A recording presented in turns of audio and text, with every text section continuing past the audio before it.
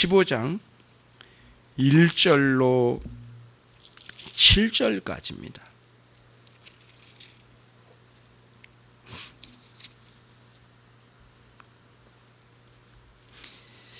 제가 쭉 읽겠습니다. 이후에 여호와의 말씀이 이상 중에 아브라함에게 임하여 가라사대 아브라함아 두려워 말라. 나는 너의 방패요 너의 지극히 큰 상급이니라. 아브라함이 가로되 주 여호와여 무엇을 내게 주시려나이까. 나는 무자하오니 나의 상속자는 이 다메섹 엘리에셀이니이다. 아브라함이 또 가로되 주께서 내게 씨를 아니 주셨으니 내 집에서 길리훈 자가 나의 후사가 될 것이니이다. 여호와의 말씀이 그에게 임하여 가라사대 그 사람은 너의 후사가 아니라 내 몸에서 날짜가 내 후사가 되리라 하시고 그를 이끌어 밖으로 나아가 가라사대 하늘을 우러러 뭇별을 셀 수 있나 보라. 또 그에게 이르시되 내 자손이 이와 같으리라. 아브라함이 여호와를 믿으니 여호와께서 그를 그의 의로 여기시고 또 그에게 이르시되 나는 이 땅을 내게 주어 업을 삼게 하려고 너를 갈대아 우르에서 이끌어낸 여호와로라. 아멘.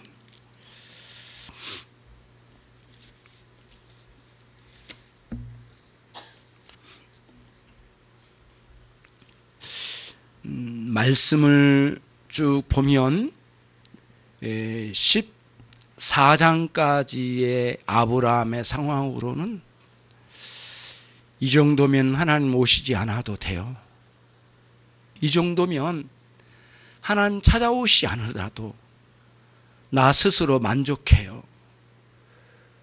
그럴 법한 상황이 14장 마지막 부분에 이제는 가나안 땅의 맹조로 등장하고 사실상 권세를 가나안 땅을 다 장악한 것과 다름이 없는 권세를 누리고 있는데 왕처럼 다스린 것은 아니지만은 가나안 주변 어디든들 아브라함의 지시에 수긍하지 않을 사람이 어디에 있겠느냐고요.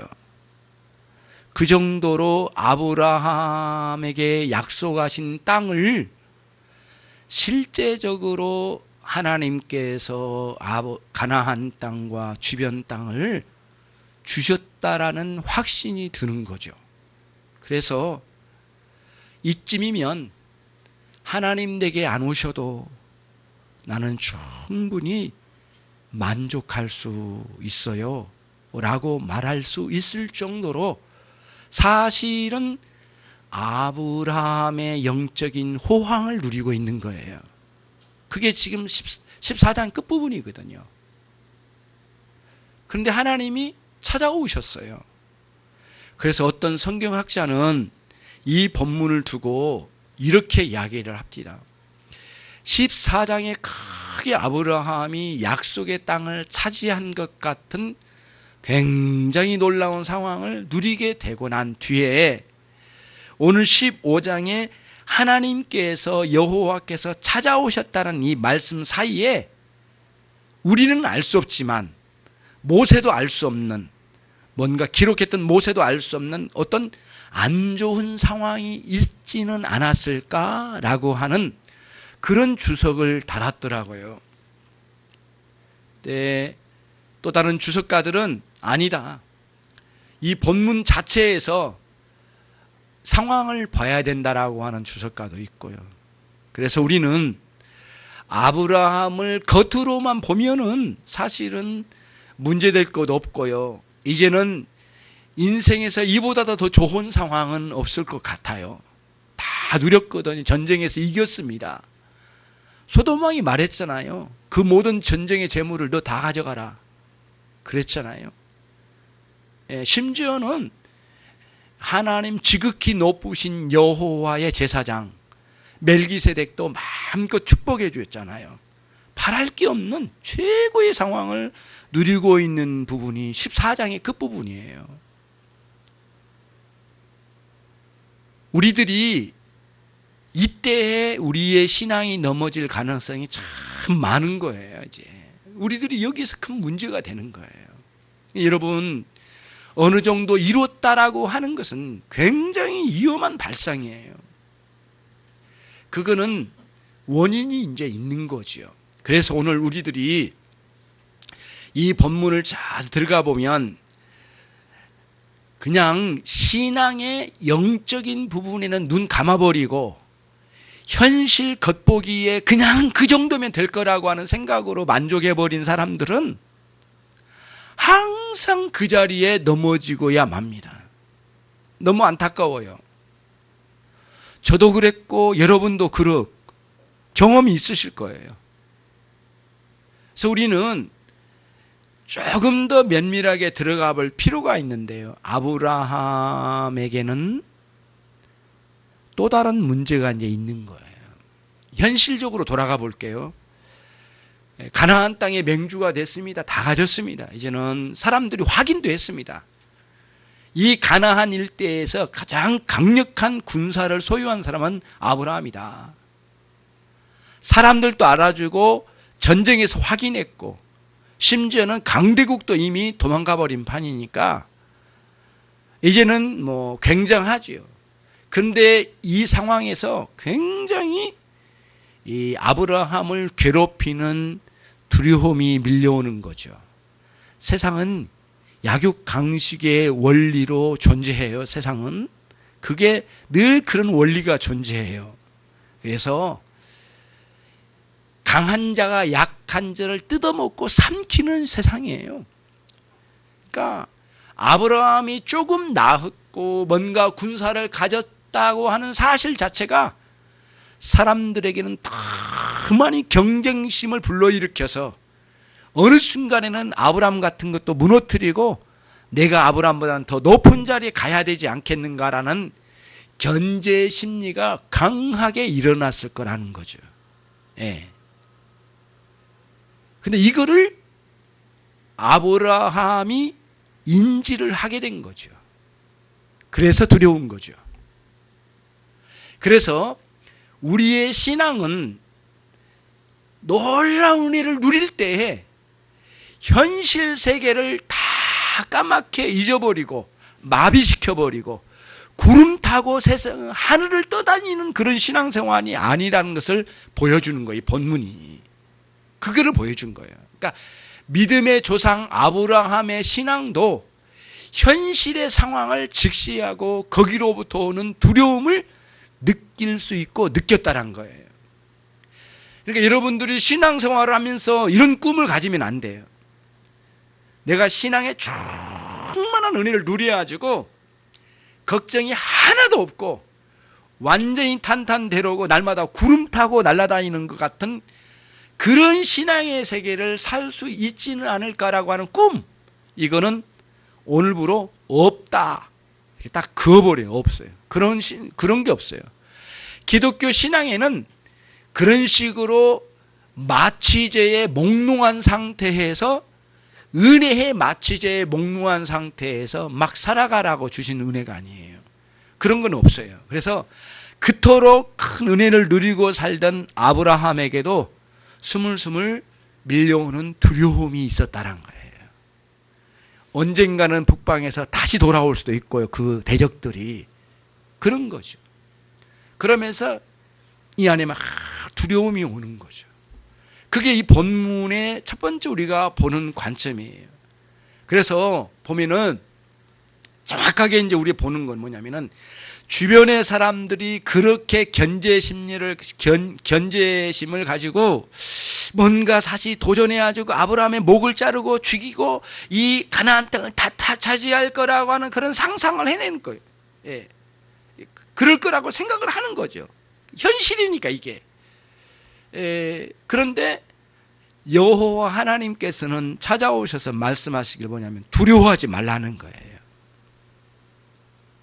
이 본문에서 매우 놀라운 거는 뭐냐면은 네가 염려하고 있는 그러한 걱정거리, 염려거리를 내가 오늘 다 쓸어가지고 쓰레기통에 다 집어넣었다. 집어넣어서 쓸어서 넣겠다. 그런 약속도 없어요. 그런데 두려워하지 말라고는 말씀하셔요. 북방의 그놈들을 완전히 쓸어 다시는 오지 않겠다. 돈 걱정, 그 다음에 직장의 문제의 걱정, 사업의 걱정, 사람과의 관계의 걱정, 인생의 수많은 건강의 걱정, 이런 것들이 많이 있는데 그거를 완전히 제거해 주시겠다고 말씀하지 않으셔요. 그렇게는 직접 말씀하지 않아요. 그런데 하나님은 여호와의 음성 말씀으로 임하셔서 아브라함아 두려워하지 말라라고 말씀하신 거예요. 이것과 이것 사이는 두려워하지 말라는 말씀과 두려워할 만한 요소가 그대로 있는 것 사이를 어떻게 우리가 이거를 감당해야 해요. 그래서 우리의 믿음은 현실의 상황을 직시하는 거예요. 그러니까 우리의 믿음은 아브라함도 똑같아요. 그를 제거하고 다시는 그런 거 생각지도 않고 그냥 구름 타고 여호와 하나님과 만나서 날마다 축제나 벌이고 하는 그런 그 영적의 몽롱한 상황으로 있는 그런 신앙을 철저하게 여기서 볼 수가 없어요. 아브라함은 현실의 많은 요소들과 끊임없이 아파하고 염려하고 걱정하되 그 안에서 믿음의 싸움을 싸워가도록 이 말씀을 주신 거예요. 그러니까 우리의 믿음은 현실의 문제를 딱 손에 붙잡고 직접적으로 그것과 대면하는 거예요. 예. 피해서 도망가는 게 아니에요. 어떤 문제가 있으면 막 도망가가지고 언젠가는 하나님 해결해 주시게, 그게 아니에요. 그 문제 앞에 자기를 정면으로 내놓는 거예요. 그리고는 우리는 뭐예요? 여호와로 말미암아 이 상황을 감당할 줄 아는 믿음의 역사가 우리 안에 있는 거예요. 걱정이 많습니다. 이렇게 공부해서 내가 성공할까? 이렇게 해서 내가 사업이 잘 될까? 이렇게 해서 내가 건강할까? 이렇게 해서 오래 살 수 있을까? 이렇게 살다면 우리 자녀들이 어려운 시기에 잘 살 수나 있을까? 엄청나게 고생하다 죽는 건 아닌가? 별의별 많은 걱정과 염려가 있는 거예요. 그거를 여호와께서는 두려워하지 말라고 말씀하셔요. 그걸 제거하지 않으시고 당신 자신을 의지하라고 그렇게 하신 거예요. 그게 기독교의 신앙의 원리예요, 이게. 그래서 이거를 기독교 신앙을 오해를 해가지고 왜곡시켰던 무리들이 기독교 역사에 있었습니다. 예, 중세기에 특별히 초대교에서 중세기로 넘어가는 과정에 이게 생겼거든요. 그러면 뭐냐면 기독교인들 중에 은둔자, 저 산속으로 믿음이 좋은 형제 자매들끼리만 결혼해가지고 가서 살든가, 아니면 이제는 결혼이고 뭐고 없어요. 다 뿔뿔이 흩어지게 가족도 놔두고 믿음이 좋은 사람들끼리 모여서 한 곳에 모여서 저기 수도원을 지어놓고 사는 거예요. 그리고는 더럽고 추한 세상은 다 잊어버리고 날마다 즐거운 그 은혜의 세계를 누리면서 살아가는 거죠. 그런 걸 꿈꿨어요. 역사 기록에 모두 잘못된 믿음의 개념들이었어요. 아브라함은 단 한순간도 가나안 땅을 떠나서 구름 타고 하늘을 누비면서 산 적이 한 번도 없어요. 언제나 이 척박한 땅을 내디디면서 사는 거예요. 거기는 만신창이가 된 이 세상의 이 타락한 세상, 그리고 이 진흙탕 같은 이 세상을 딛고 사는 거예요. 그러면서도 여호와를 의지하는 신앙으로 살았더라는 거예요. 그게 아브라함의 믿음의 속에 계속 내용입니다, 이거는. 예. 그럼 어떻게 이거를 이기면서 살 수 있을까요? 여호와를 의지하는 신앙 외에는 다른 게 없어요. 여호와를. 그래서 바울 사도는 그래서 이 부분을 빌립보서 4장 6절 7절에서 이렇게 우리들에게 이야기를 하지 않습니까? 세상에는 염려할 거리가 너무 많다. 하지만 아무것도 염려하지 말고 기도와 간구로 그리스도 예수 안에서 하나님께 감사함으로 아뢰라. 그래야하면 지각에 뛰어나신 하나님의 평강이 너의 생각과 마음을 지키시리라. 이렇게 말씀하셨어요. 생각과 마음을 지키신대요. 왜냐하면 현실이 또 있거든요. 이걸 이겨야 되잖아요. 생각과 마음이 처리해야 되거든요. 그래서 은혜가 충만하면 몽롱한 상태에서 쓰러져 있는 게 아니라 은혜가 충만하면 정신이 뚜렷하고 아주 영적인 분별력까지 더 소유해가지고 이 진흙탕 같은 세상을 내딛는 거예요. 그리고 가는 거예요. 그러니까 하나하나 뭐가 문제인지 뭐가 옳은 건지 영적인 분별과 현실적인 문제를 분별해서 다 나가는 거죠. 이게 아브라함의 신앙이었어요. 믿음의 조상. 우리도 아브라함과 똑같은 신앙생활을 추구하는 거예요. 그런 신앙생활을 하는 거예요. 그러니까 현실과 영적인 요소를 양쪽을 오가면서 역사하는 것은 오로지 딱 여호와를 믿는 신앙이에요. 신앙. 이 믿음 아니고는 다른 건 없어요. 믿음은 영적인 세계와 현실 세계를 오가면서 역사해요. 예, 양쪽을 오가면서. 영적인 세계로만 가면 안 돼요. 이쪽으로 와야 돼요. 그래, 현실의 문제가 이게 뭐가 문제인지, 왜 이랬는지, 이걸 어떻게 해야지? 하나님은 어떻게 생각하실까? 아, 저 사람의 마음을 아프게 했네? 판단을 하는 거죠. 그리고는 그거를 옳은 길로 판단하여 해결해 나가는 거죠. 그리고는 나도 알 수 없는 가운데 하나님께서 그 문제에 개입하셔서 직접적으로 때로는 문제를 해결하시기도 하고 상대의 마음을 풀어주시기도 하고 내 마음도 새롭게 하시고 상황을 온유하고 풀어내시는 여호와의 역사하심이 우리의 생활 가운데 현장 가운데 있게 될 거예요. 믿음은 이 사실을 확인해요. 하나님의 역사하심을 현실 가운데 여기서 굉장한 기쁨을 누리는 거예요. 예. 현실에 막 역사하시는 여호와의 역사하심을 보니까 도저히 해결되지 않을 것 같은데 그 문제가 해결됐어요. 너무너무 감사해요. 그래서 믿음은 거기에 충분한 감사를 해요. 사람들은 말하죠. 야, 누가 너 잘 봐줬다, 야. 그러니까 그 사람이 너 봐줬지. 그렇게 말하는 것은 겉으로 보는 거고 여호와 하나님이 내 인생에 개입하셔서 이 난공불락의 이 어려운 상황을 해결해 주신 여호와의 능력을 보게 되는 거예요. 감사하는 거죠. 믿음은 현실을 확인하고 그 다음에 영적으로 역사하신 여호와의 역사하심을 보는 거죠. 양쪽을 다 오가는 거예요. 이게 굉장히 놀라운 거예요. 그러니까 지금 계속 아브라함의 신앙은 영적으로 자신을 인도하신 여호와를 인식하는 게 충만하고 현실의 상황을 충분히 알아요. 그러니까 전쟁도 개입했죠. 만약에 현실에 개입하지 않으면 야, 나는 갈 일 없어. 여호와께서 알아서 해 주실 거야. 그렇게 말했겠죠. 그러나 아니에요. 현실에 가는 거죠. 이게 굉장히 놀라운 거예요. 그래서 신앙은 영적인 요소와 영적인 영역과 현실의 영역을 오가며 역사하는 신앙이다. 이거는 아브라함의 신앙이고 우리의 신앙이라고 하는 거예요. 이게 첫 번째 우리의 교훈이에요. 양쪽에 아주 뚜렷한 그 지혜, 분별력, 그 다음에 이런 그 이해력을 충만하게 갖는 저와 여러분이 되시기를 주님의 이름으로 축원합니다.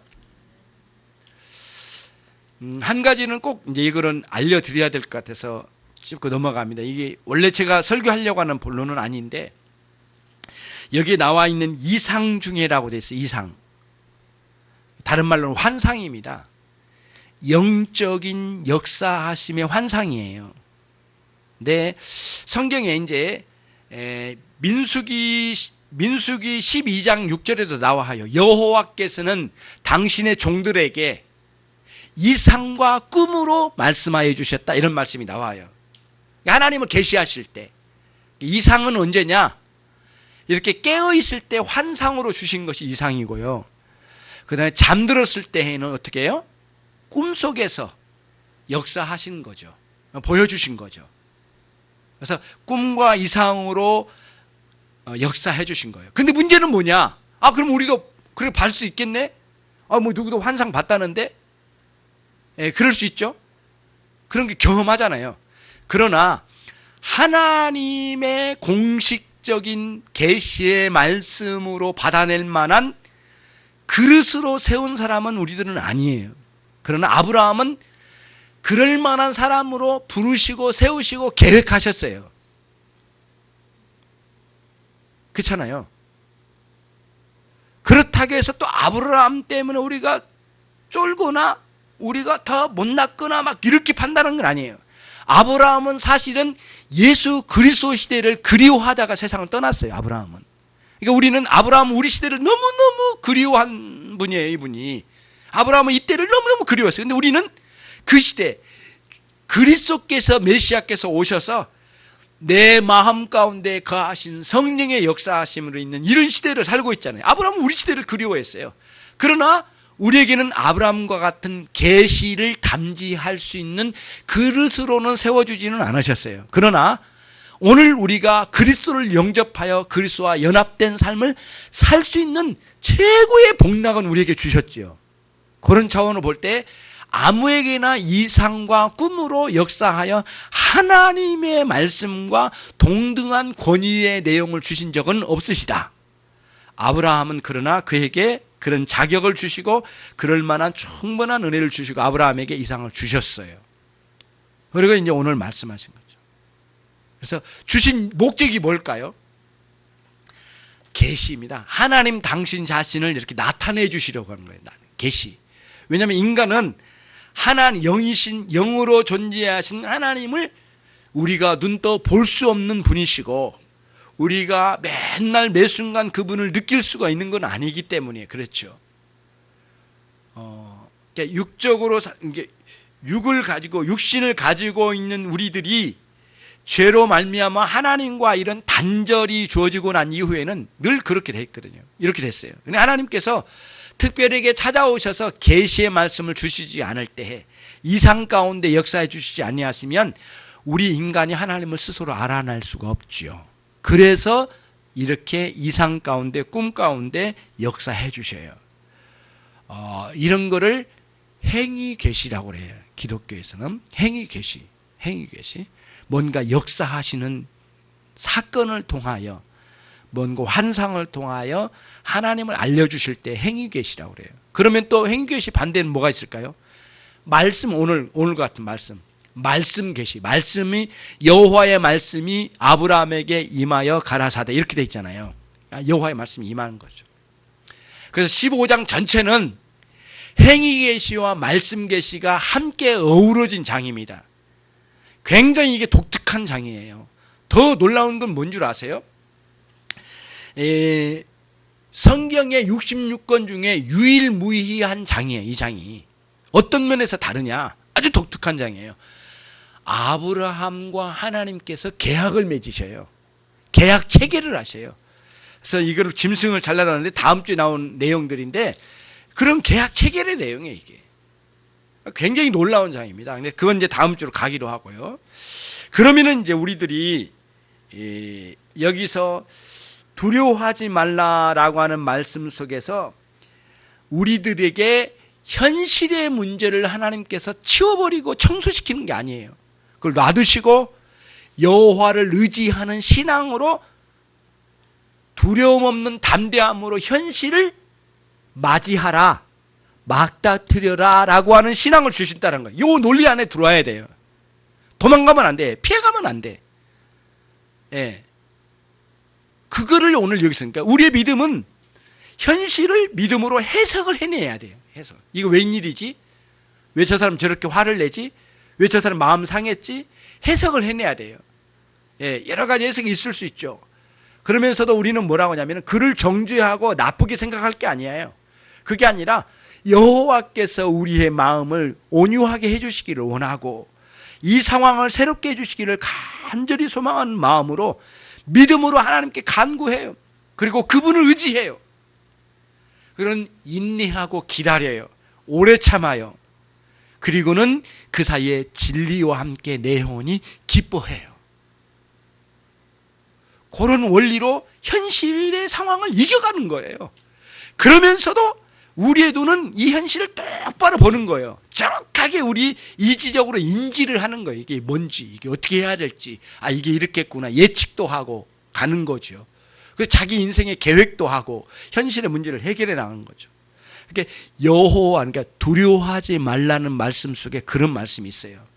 내가 이거 다 치워주지는 않겠다, 즉각적으로. 그러나 너는 이 문제를 믿음으로 여호와 하나님을 의지하고 두려워하지 말라라고 말씀해 주셨어요. 그럼 어떻게 두려워하지 않을 수 있을까요? 아까 제가 말씀드린 빌립보서 4장 6절 7절, 아무것도 염려하지 말고 염려할 그 자리에 담대함으로 감사함으로 그리스도 안에서 하나님께 기도와 간구로 나가는 거예요. 이게 현실적으로 나가는 거예요. 이게 믿음의 역사예요. 이게 현실을 맞닥뜨리는 방식입니다. 기도와 간구가 현실을 이렇게 맞이하는 방식이에요. 그러니까 그냥 가만히 있으면 두려움 없어지나요? 그게 아니야. 전심으로 하나님 구하고 찾는 거예요. 그러면서 거기서 용기를 얻어서 담대함으로 현실의 문제를 맞닥뜨린 거예요.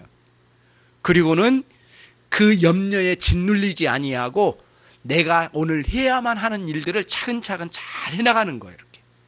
그렇지 않으면 두려움 때문에 완전히 내가 그 세상의 두려움 때문에 완전히 쫄아가지고 하나님을 향하여 올바른 의지하면 어디로 사라져버리고 그 상대, 나를 두렵게 한 그 대적, 그 상대의 굴복하는 형태로 살아가 버리는 아주 비참한 꼴이 되버린 거예요. 그러면 안 된다는 거예요. 그래서 두려워하지 말라고 말씀하신 거예요. 이 본문 이제 그런 내용입니다.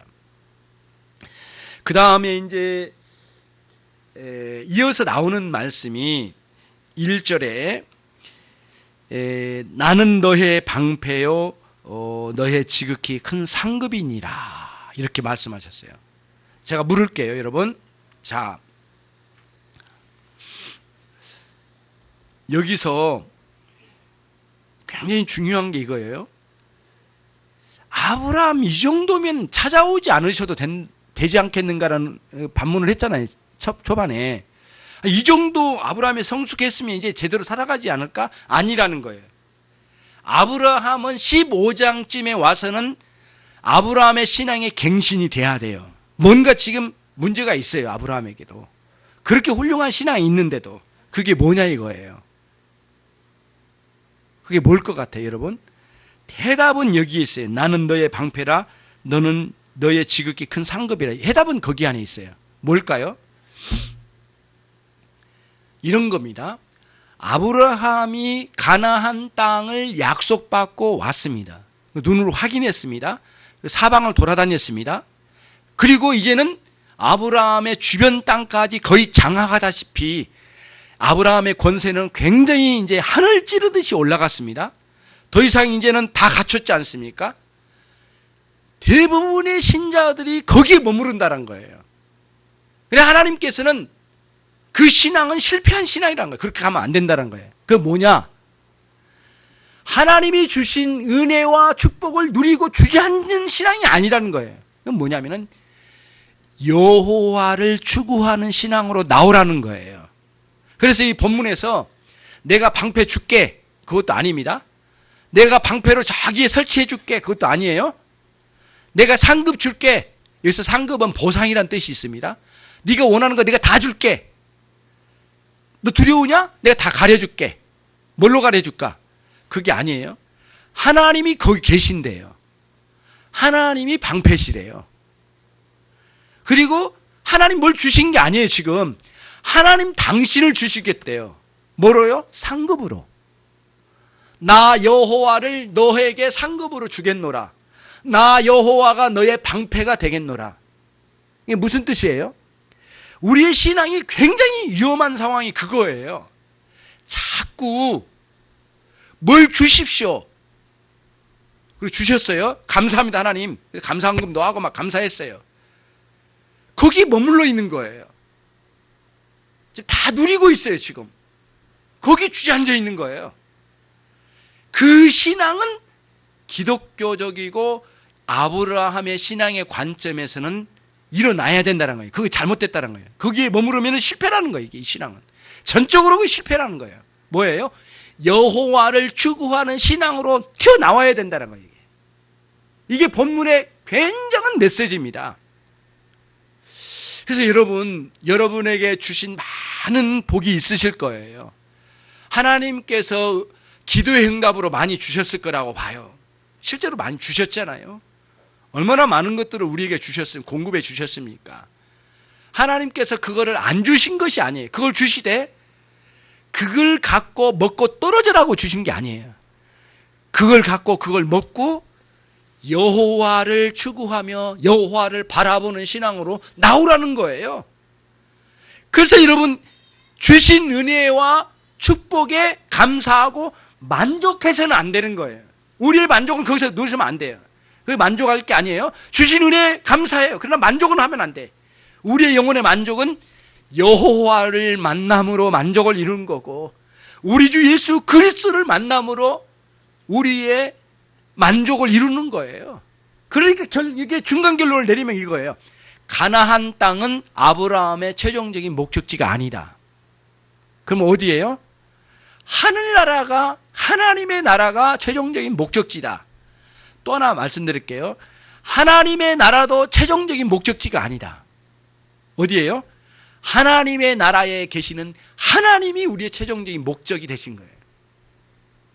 요 원리 안에 못 들어오면은 다 거기서 넘어진 거예요, 신앙이.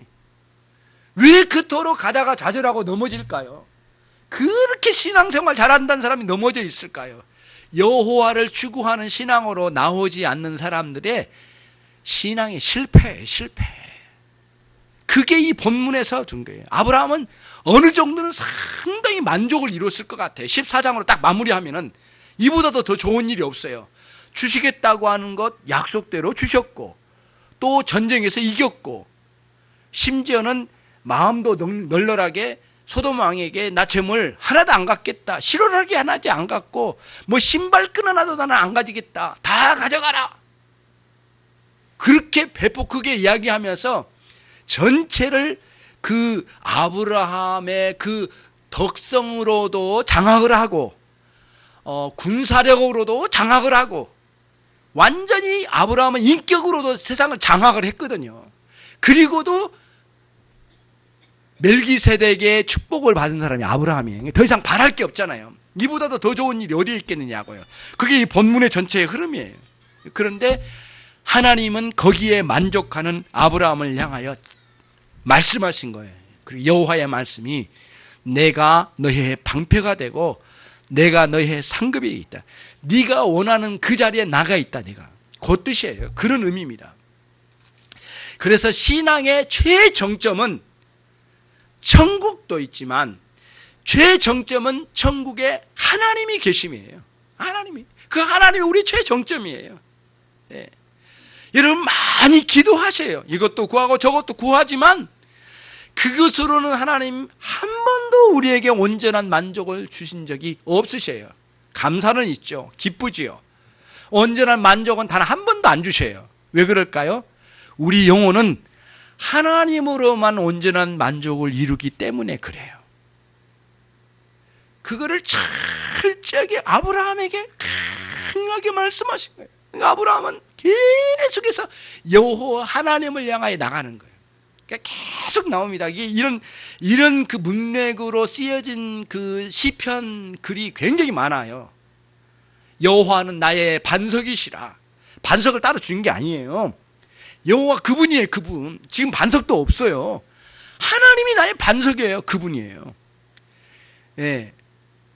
여호와는 나의 방패시라. 여호와는 나의 산성이시라. 잠잠히 내가 여호와만 바랄지어다. 굉장히 놀라운 거거든요. 하나님을 바라보는 거예요. 그분이 주신 것에 매몰되지 않고 거기에 들어 누워버리지 않고 앉아있지 않고 여호와를 추구하는 신앙으로 나가는 여러분 되시길 바랍니다.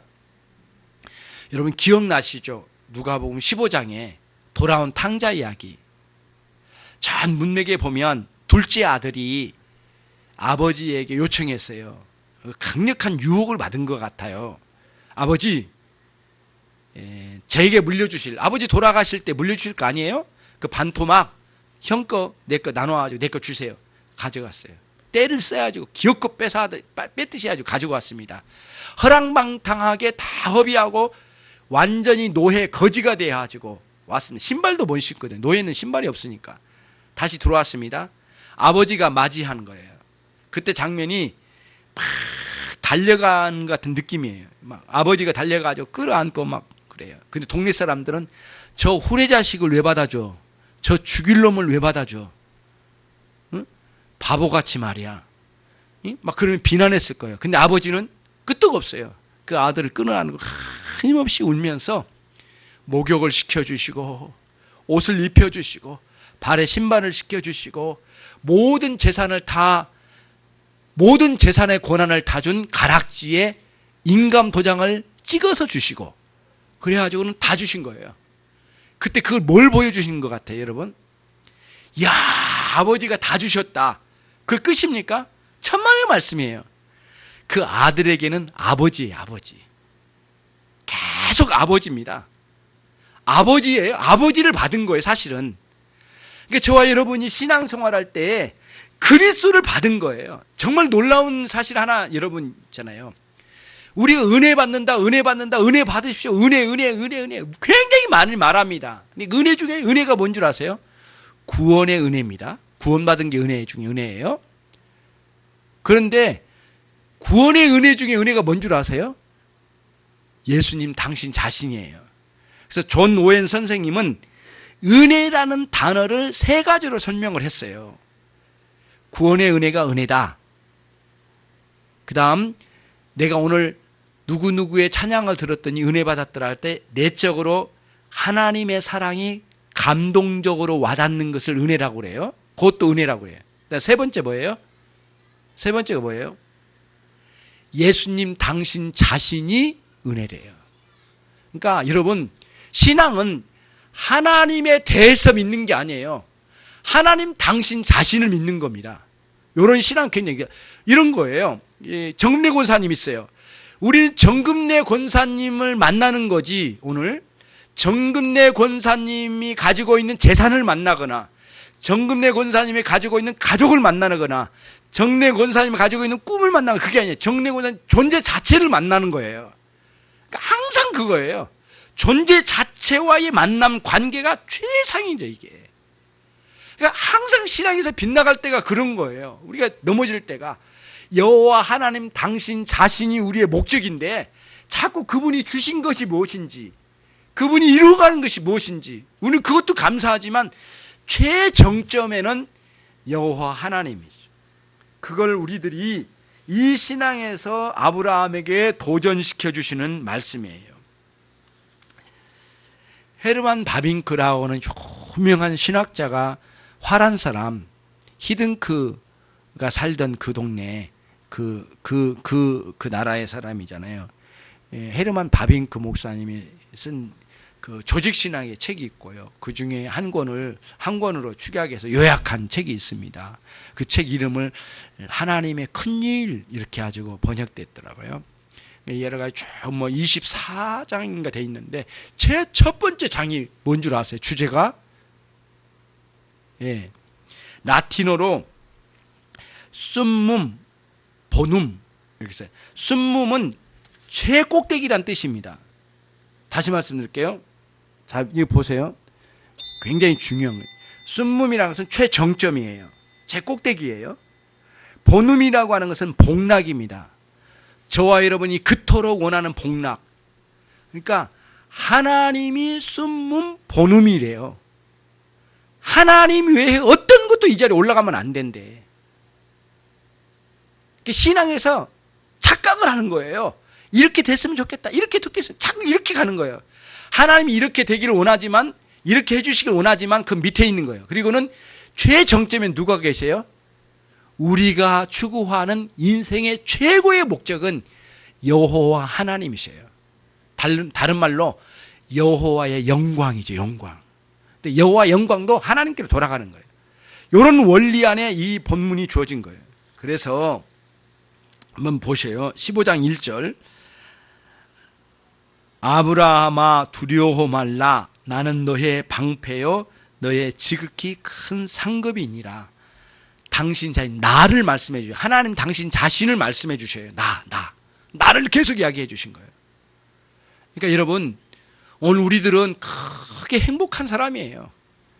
하나님을 우리에게 주셨어요. 당신 자신을. 더 이상 바랄 게 없는 거예요, 사실은. 그러나 또 하나 있어요.